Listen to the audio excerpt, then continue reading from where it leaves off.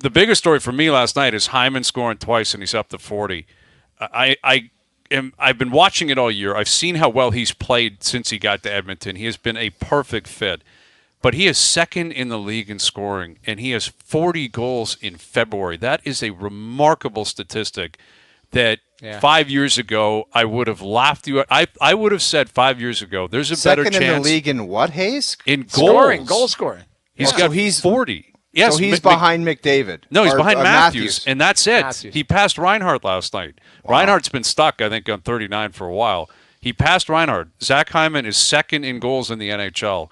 And to finish what I was about to say, if you had have told me 5 years ago, two things are possible. This guy's going to score like 50 in a season, or he's playing in Europe. I'd say he's probably going to be playing in Europe.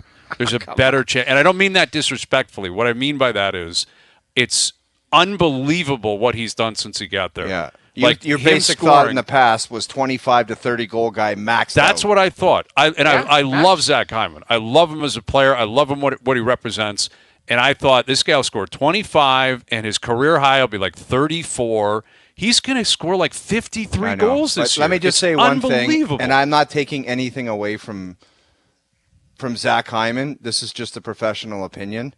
You know what can bump you to 30 from 35 to 50? 97? 97. It helps. Yes. But not that extreme, man. You got to give him more credit than that. I get it, and I don't want to take anything away from the guy because you still got to put it into the net. Exactly. But if you're on a line with 97 and you just go to the net, how many goals have you seen where he's gone to the net? And I'll give him credit because a bunch of them he's made backhand moves and he scored the goal himself.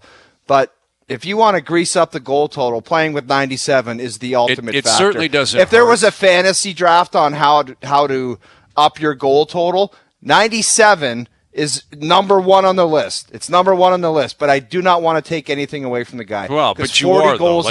That's what everyone's doing. I'm seeing like the amount of like Leaf fans that are so jaded, like, wow, it's because it's McDavid. If Reeves was on his line, he'd score 4. No, he wouldn't. Like, this guy, he's got stones. I'm just pointing something out. I understand that. I understand that McDavid is great. He's still got 40, dude. There's a lot of great players in this league that no one else but Matthews has 40.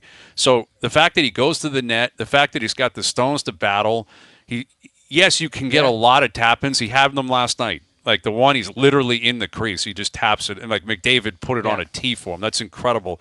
But why didn't Puljujärvi do that? Why doesn't Kane do that? Connor Brown, why he had a chance? Why didn't he do it? Like it is a skill. It's like Dave Andreychuk. Like Dougie Gilmour was unbelievable. Gilmour's passing abilities, but Dave Andreychuk went to the net and he scored 50 because he had stones to do it. He had the hand-eye. He had the dexterity. And yes, McDavid is a machine and is going to inflate your numbers. But 40 in February is absurd. It's 40 is still 40. It doesn't matter how they got him. Here's the other thing. Guy makes $5.5 million. Exactly. $5.5 million. Like Ken Holland, you say what you want about the Jack Campbell deal at that time, whatever. It hasn't worked. That's a deal that's worked out for them. Oh, it's unbelievable. They're calling it the greatest free agent deal in Edmonton Oiler history. That's what I read this morning, I believe, in out of Edmonton news cycle there, which is probably not wrong right now the way he's playing. Yeah, tough to argue. I mean, you'd have to go over their history, but like Prongs, he got traded there, right? I don't think he was traded from St. Louis there. Yeah, but right now, especially recency bias. Like this is a guy that anybody could have had, and the Leafs could have had him. The Leafs could make it work. The Leafs.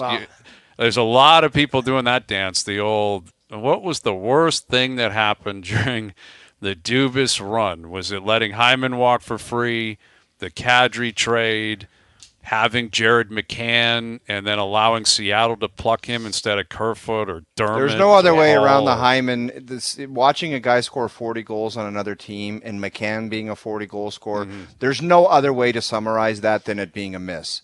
That's a miscalculation. Horrible mismanagement. And apparently revisionist history. Yeah, but still. It is. And apparently the deal for Hyman was not that far off. Like just from the term and the money was just not that far off. So he goes to Edmonton. It's a miss. There's no other way around it. Like the guy's, he scored. What did he score last year? He's been 30 every year, hasn't he? Yeah. He's been great there. But you know what? Bringing it back to players that play with great players. let's not forget 2 years ago, Michael Bunting's numbers.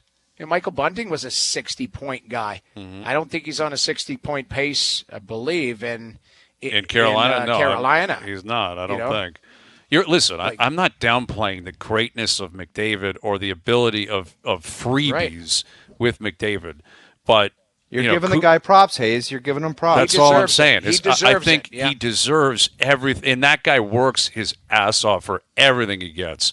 And that's what, again, is more disappointing from a Leaf standpoint, is that he was a local guy that loved being a Leaf, and he worked his ass off. And that's who you let walk. That's the guy you couldn't pay because you had to find money for what? It's just that one they're not going to overcome. And the fact is, he was a great Leaf for a long time. He'll retire as an Oiler, and he'll be known as a great Oiler. That's what Hyman's going to be. Hyman's going to that's going to be his legacy, not the Leafs. It's going to be the Oilers.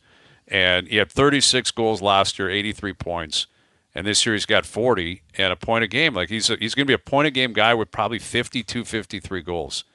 And credit to Hyman. It's an incredible story for a guy that, again, had to really battle to make it and stick around. And it's a great story out there.